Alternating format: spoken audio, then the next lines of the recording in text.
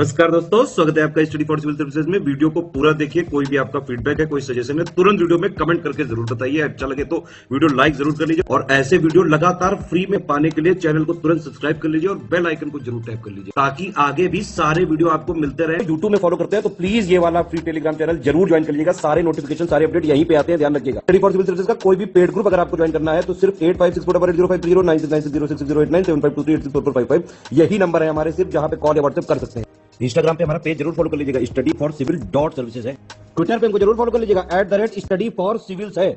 नमस्कार दोस्तों, कैसे हैं आप सभी। तो अगर आप किसी गवर्नमेंट एग्जाम की तैयारी करते हैं या किसी कम्पिटिटिव एग्जाम की भी तैयारी करते हैं तो ये जो वर्ड है इन्फ्लेशन, इससे आप अनजान नहीं होंगे। हमारे रोज़ की एक्टिविटीज़ में या मैं कहूँ हर महीने हम ये वर्ड पढ़ते रहते हैं। कभी ये देखते हैं कि इन्फ्लेशन बढ़ा, कभी घट गया, किस रेट से बढ़ा, किस रेट से घटा। नॉर्मली हम लेमन लैंग्वेज में यही समझते हैं। अगर हम आज किसी सामान को 10 रुपये में खरीद रहे हैं, कल को वो 12 रुपये या 15 रुपये की होगी तो हम कहते हैं ये इन्फ्लेशन है, ये इसका दाम बढ़ रहा है। लेकिन एग्जैक्ट डिफिनीशन इसका क्या है ये बहुत ही कम लोग जानते हैं। And I am sure most of the people don't know how government of India measure inflation in India. क्या क्या पैरामीटर्स लेते हैं, किन किन पैरामीटर्स पे इन्फ्लेशन को मेज़र करते हैं। इस वीडियो में हम ये सारी चीज़ों को कवर करेंगे। कुछ इकोनॉमी के टर्म भी आएंगे जो आपको नॉर्मली तो ऐसे बहुत कठिन लगते होंगे, लेकिन मैं कोशिश करूँगा कि बहुत ही आसान लैंग्वेज में आपको उन सारे टर्म्स को एक्सप्लेन करूँ और समझा दूँ। आइए शुरू करते हैं इस वीडियो को। ये देखिए, ये न्यूज़ का कटआउट था, जैसा मैंने एग्जांपल दिया आपको कि आए दिन हम पढ़ते रहते हैं इसके बारे में। इसमें लिखा हुआ है retail inflation for farm rural worker rise to 4.78% and 5.03%। मतलब फार्म का जो इन्फ्लेशन है वो 4.78% चला गया है और रूरल वर्कर का जो इन्फ्लेशन रेट है वो 5.03% चल रहा है। अब एक चीज़ मैं सबसे पहले आपको बता दूं, इसको आप दिमाग में रखिएगा through out the video. RBI का जो टारगेट है इन्फ्लेशन को कंट्रोल करने का वो 4% +-2 का है। मतलब +-2 का मतलब -2 मतलब 2% और +2 मतलब 6%, यानी 2 से 6 के बीच में आरबीआई हमेशा कोशिश करता है कि उसका इन्फ्लेशन मतलब हमारी कंट्री का इन्फ्लेशन बना रहे। अब इन्फ्लेशन होता क्या है, तो इसका अगर हम बेसिक डेफिनेशन ये देखें ना, तो ये नहीं होता कि इस सेव का दाम आज ये था कल को बढ़ गया तो ये इन्फ्लेशन हो गया।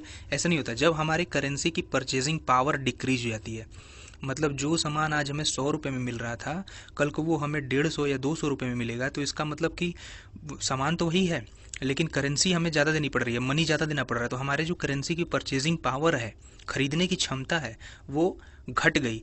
उसको हम लोग इन्फ्लेशन बोलते हैं। उसी तरह एक वर्ड है डिफ्लेशन। डिफ्लेशन क्या होता है? डिफ्लेशन अपोजिट होता है इन्फ्लेशन के। जब हमारे परचेजिंग पावर जो हमारी करेंसी की है वो बढ़ जाती है, समझ रहे हैं। कल को जो सामान 100 रुपये में आता था आज वो 80 रुपये या 50 रुपये में ही आता है, तो उसको हम डिफ्लेशन बोलते हैं। और इसमें सामान ही नहीं आते, सर्विसेज भी आते हैं। उसी तरह इन्फ्लेशन वगैरह में जब भी मैं गुड्स बोलूँ या सामान बोलूँ तो आप गुड्स और सर्विसेज दोनों समझिएगा, ठीक है। और डिफ्लेशन तभी आता है जब इन्फ्लेशन जो है, इन्फ्लेशन का रेट 0% से नीचे चला जाए। अब आप एक चीज़ यहाँ पे देख रहे होंगे, जो मैंने बताया कि आरबीआई का टारगेट रहता है कि 4+-2% का इन्फ्लेशन रेट रहना चाहिए। ये क्यों होता है आगे मैं बताऊंगा। ये आरबीआई क्यों नहीं चाहती कि 0% इन्फ्लेशन चल जाए, इसके बारे में आगे डिस्कस करेंगे। एक और टर्म आता है डिसइन्फ्लेशन। ये डिसइन्फ्लेशन क्या होता है? देखिए, इन्फ्लेशन बढ़ता है, उसका कोई रेट होता है, किसी रेट से वो बढ़ता है। मान लीजिए कोई गाड़ी चल रही है तो उसका एक रेट होगा, 50 की स्पीड से 60 की स्पीड से चल रही है। उसी तरह इन्फ्लेशन बढ़ता है अपने रेट से। तो जब इन्फ्लेशन के रेट में स्लो डाउन आ जाता है, जब उसका बढ़ने का रेट, उसका एक्सेलरेशन में अगर बात करूँ वो नेगेटिव में होने लगता है, तो उसको हम डिसइन्फ्लेशन बोलते हैं, ठीक है। मतलब इन्फ्लेशन बढ़ने की रेट डिक्रीज होने लगती है, स्लो डाउन होने लगता है, उसमें कमी आने लगती है रेट में, तो उसको डिसइन्फ्लेशन बोलते हैं। ये मैप के थ्रू आप समझिए। देखिए, ये इन्फ्लेशन था, ये बढ़ रहा है, अब यहाँ पे डिक्रीज होने लगा। तो अब डिक्रीज हो रहा है या बढ़ रहा है, तो धीरे धीरे अगर ये बढ़ रहा है या डिक्रीज हो रहा है तो इसको डिसइन्फ्लेशन बोलेंगे, ठीक है। एक टर्म आता है रिफ्लेशन, ठीक है। अब ये रिफ्लेशन क्या होता है?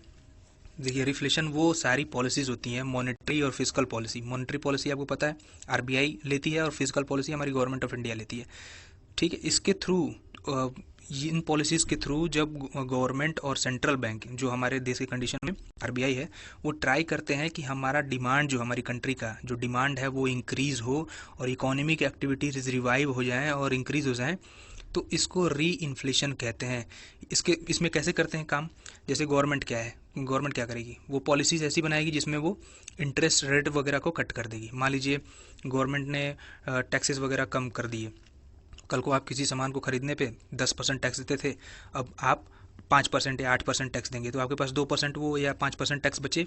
अब बचे हुए पैसे का क्या करेंगे, आप फिर कोई सामान खरीदेंगे, तो इससे उस सामान का कंजम्पशन बढ़ेगा, मार्केट में शॉर्टेज होगी तो लोग और प्रोड्यूस करेंगे, जो उसके प्रोड्यूसर्स होंगे और प्रोड्यूस करेंगे, तो इस तरह से इकोनॉमिक एक्टिविटी बढ़ती है। तो बेसिकली इकोनॉमिक एक्टिविटीज़ को बूस्ट करने के लिए और डिमांड को बूस्ट करने के लिए इन्फ्लेशन का यूज़ करती है हमारी गवर्नमेंट और सेंट्रल बैंक। अब देखिए, मैं बात कर रहा था कि हाउ गवर्नमेंट ऑफ इंडिया और central bank measures inflation in India. तो ये दो इंडेक्सेस हैं जिसका इस्तेमाल किया जाता है इन्फ्लेशन को मेजर करने के लिए। पहले WPI किया जाता था, अभी CPI किया जाता है। CPI का फुल फॉर्म क्या है, कंज्यूमर प्राइस इंडेक्स। ये है क्या, देखिए, जब भी हम कोई सामान खरीदते हैं या कोई सर्विस लेते हैं, तो जो हम प्राइस पे करते हैं उस सामान का या उस सर्विस का, उसको लेने के लिए, तो उसी प्राइस को एक इंडेक्स में डाल के कंज्यूमर प्राइस इंडेक्स तैयार किया जाता है कि किस प्राइस पर हमने ये सामान खरीदा या सर्विस ली। इसी को यूज़ करता है RBI। 2014-15 में इन्होंने पॉलिसी रिफॉर्म किया था और इसी के बाद से ये CPI को यूज़ करते हैं। अब देखिए, जो CPI है इसको 4 भागों में डिवाइड किया गया है। एक CPI रूरल वर्कर है, जो हमारे ग्रामीण क्षेत्र में जो वर्कर होते हैं उनका। फिर एक CPI एग्रीकल्चरल वर्कर है, वो लेबरर्स जो एग्रीकल्चरल फील्ड पे होते हैं, ठीक है। एक इंडस्ट्रियल वर्कर है, और ये एक तीसरा है, चौथा है लास्ट वाला, जिसमें अर्बन रूरल दोनों होते हैं एम्प्लॉयज़, ठीक है। ये 4 तरीके से डिवाइड किया गया है CPI को, और इन चारों का अलग अलग हम इन्फ्लेशन मेज़र करते हैं। अब देखिए, एग्जाम पॉइंट ऑफ व्यू से ये इंपॉर्टेंट हो जाता है कि कौन सी, हम ये जानें कि कौन सी मिनिस्ट्री ये CPI इंडेक्स को रिलीज़ करती है। देखिए, ये जो CPI रूरल अर्बन था, जो मैंने इसमें बताया था, ये CPI urban non manual employees, इसको रिलीज़ करती है, पब्लिश करती है हमारी ministry of statics and programme implementation. इसका एक डिपार्टमेंट है CSO, जिसको हम बोलते हैं सेंट्रल स्टैटिक्स ऑफिस, ये रिलीज़ करता है। और बाकी ये जो बच गए तीनों, इंडस्ट्रियल वर्कर, एग्रीकल्चरल लेबरर और रूरल वर्कर, ठीक है, इसको ministry of labour and employment के अंदर जो डिपार्टमेंट है, लेबर ब्यूरो, ये रिलीज़ करता है, ठीक है। बेस ईयर हम लेके चलते हैं 2012। इसमें आगे मैं एक पूरा समझाऊंगा, उसमें आपको और अच्छे से इसके बारे में समझ में आ जाएगा। 6 तरह के आइटम हम इसमें इंक्लूड करते हैं। वो 6 आइटम कौन कौन से हैं, इसके बारे में मैं आपको उसी ग्राफ में समझाऊंगा। अभी होलसेल प्राइस इंडेक्स को देख लेते हैं। ये देखिए, ये उन गुड्स एंड सर्विसेज के प्राइस को मेज़र करता है जो होलसेल लेवल पे खरीदे जाते हैं, फाइनल कंजम्पशन के लिए नहीं। कंज्यूमर प्राइस इंडेक्स में तो जो कंजम्पशन के लिए हम जो सामान खरीदते हैं उसको मेज़र करते हैं, उस वहाँ पे जो प्राइस होती है। होलसेल लेवल पे कुछ प्राइस डिफरेंट होता है, तो वहाँ पे जो प्राइस होते हैं उसको इंडेक्स में डाल के होलसेल प्राइस इंडेक्स तैयार किया जाता है, ठीक है।